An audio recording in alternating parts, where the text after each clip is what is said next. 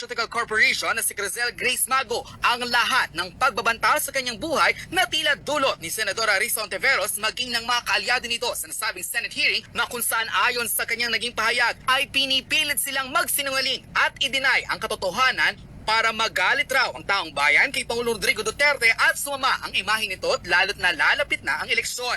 Ito ang viral video na pinutakti ng maraming netizens matapos ang nasabing Congressional hearing kung saan ay maiyak-iyak pang inamin ni Krizle Mago ang katotohanan patungkol sa banta sa kanyang sariling buhay. Hindi na nga nakayanan pa ng nasabing resource person at ng executive ng Pharmaceutical Corporation kung saan inihayag na nito ang lahat ng hindi nito nasabi noong pinipigilan siya ng mga senador sa nasabing Senate hearing. Isa lamang ang kanyang naging mensahe sa lahat ng mga senador na pilit binabaliktad o binabaluktot ang batas para iligaw ang mamamayan at magalit ang taong bayan sa kasalukuyang pamahalaan. Pinanindigan din ang Pharmaceutical Corporation Executive na si Krizle Mago na hindi siya natatakot na makasuhan dahil wala naman raw siyang ginagawang kasalanan. Dagdag pa sa nasabing balita, ang lahat raw ay may kabayaran. Kung hindi man sila singilin ng tadhana sa kasalukuyan, ay tila mayayari na sila sa darating na halalan. Narito ang makapanindig balahibong pag-amin ni Krizle Mago kung saan ay isiniwalat ang pagbabanta sa kanyang sariling buhay ng mga di-umunay senador na siyang kritiko ni Pangulong Rodrigo Duterte. Kabilang narito sina Senator Richard Gordon, Franklin Drilon at Senadora Risa Ontiveros. Panoorin ang full video. Deny all allegations made by the unidentified witness who appeared on the video presented by Senator Risa Ontiveros on September 24, 2021. And please allow me to expound on that. And threatened with contempt. And true to their threat, they already arrested one of our executives.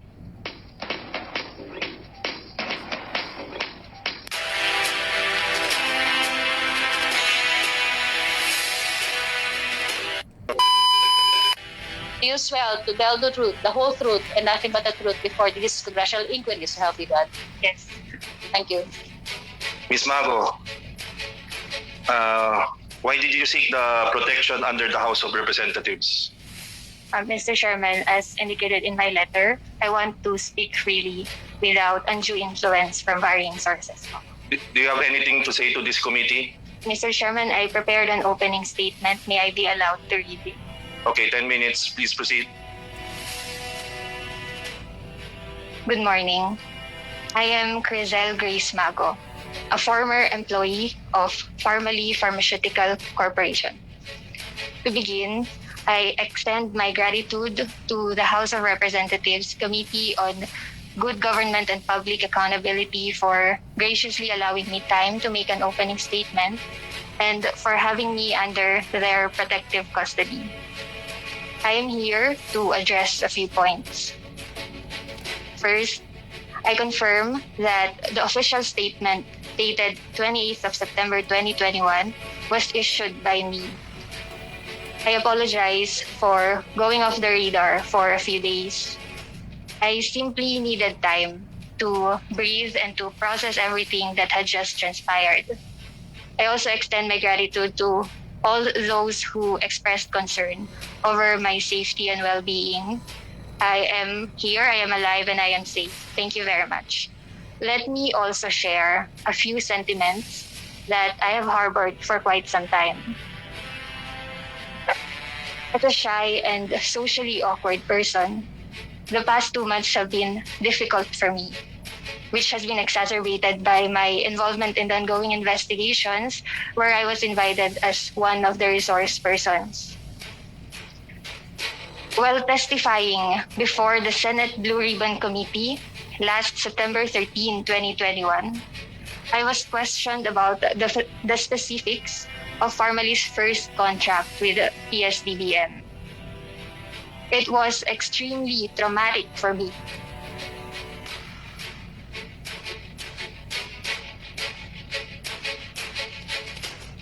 To be accused of lying and threatened with contempt. And true to their threat, they already arrested one of our executives.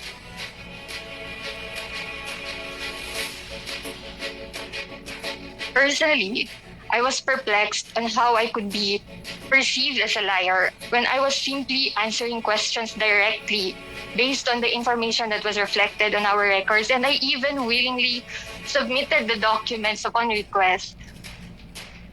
And after I relayed the sequence of events for that specific contract, one thing that stood out the most was the reaction to the advance delivery, which included disparaging remarks like parang grab lang. I do recognize that each and every one of us are entitled to our own interpretation and reaction to every revelation made during the hearings. And while I personally agree that delivery made before issuance of a purchase order was unusual, we should not overlook the fact that this took place during an unprecedented time. I personally struggled to purchase face masks at that same time for personal use. And I am certain that majority of the Filipino people also relate to this experience, most especially our frontliners. Furthermore, and on a more personal note, I tested positive for COVID-19 during the course of the hearings, which resulted in a decline in my physical and emotional health. Additionally, the overwhelming pressure and the intense scrutiny of the investigations have had a detrimental effect to my mental health. Over and above this, my personal mobile number and even my current place of address were also revealed publicly. This violated my right to privacy as a private citizen and also resulted in unwanted harassment and even disturbing messages and calls. Moving on, and on a second point, I deny all allegations made by the unidentified witness who appeared on a video presented by Senator Risa Ontiveros on September 24, 2021. And please allow me to expound on that. Formerly Pharmaceutical Corporation, or PPC, has never delivered damaged items to the government, neither does it intend to. PPC conducts its routine quality inspections on the inventory prior to making deliveries. And it is in the conduct of these quality inspections that we were able to identify damaged face shields, which includes but not limited to dented, folded, torn or broken, and discolored face shields. Now, these damaged face shields were immediately segregated subject to proper disposal, and therefore they were excluded for delivery. And moreover, when we received the inventory, it was already inconsistently packed to begin with, meaning that there were face shields packed individually, and then there are also those in groups. And to make matters worse, there was a significant number of packed face shields that we opened solely for the purpose of removing the damaged items. And as a result, we ended up with an inventory so inconsistently packed, ranging from about 6 to 10 face shields per pack, in addition to the face shields that were individually packed. So I raised this concern to our management in a meeting sometime in August 2021. And it has been decided to repack the stocks uniformly in groups of 10 face shields per packaging. This is for an easier and more efficient inventory management and accounting. And this is the same instruction that I gave to the warehouse personnel. And in the course of the repacking, the face shields, the packaging which had broken quantities were merged together to form 10 pieces per packaging. And in the conduct of the repacking, the product certificates got mixed up, and some were subsequently discarded because the staff only needed to put one product certificate per packaging. So to further clarify, the face shields required by the Department of Health for this specific contract are non-medical grade face shields, and this is also stated in the technical specification. Third point, regarding my previous testimonies on the questions pertaining to swindling the government, I do admit that it was a pressured response. given the amount of pressure that I was under at that time, and even the rush of emotions associated with the allegations made and my subsequent admission, I was not in the proper frame of mind to think clearly. At that time, to be honest, what I considered was the fact that we already delivered a portion of these face shields containing the mixed product certificates to the Department of Health. But after the Senate hearing and after I evaluated my answers or my testimonies, I realized that the face shields that we partially delivered to the Department of Health have not been inspected. Hindi pa po siya na-inspect and na-accept ng Department of Health. So hindi pa rin po siya na-allocate and distribute sa mga end users. And in addition, wala pong natanggap na bayad ang formally from the Department of Health for this partial delivery. So I hope that this clarifies the situation. Finally, in light of the information presented, I thank you for your time and interest, and I welcome any questions that you may have. Thank you, Mr. Chairman. Thank you. Before the interpellation, I'd like to ask Krizle, is there anybody who, from any party who talked to you to draft that statement, to say something or to assist you in your statement? None, Mr. Chairman. I made these opening remarks on my own po. Opening statement.